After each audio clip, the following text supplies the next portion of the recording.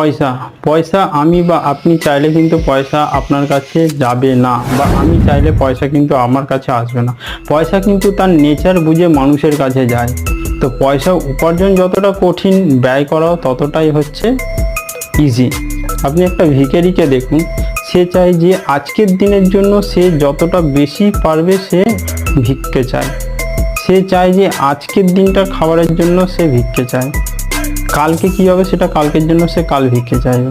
তাই জন্য সে তত বেশি গরিব। আপনি একটা মধ্যবিত্তকে দেখুন, স্যালারিড পার্সন, সে চায় অলওয়েজ যে 1 মাসের জন্য তার খোরাক বা স্যালারিটা সে যাতে পেয়ে যায়, তার জন্য সে মধ্যবিত্ত।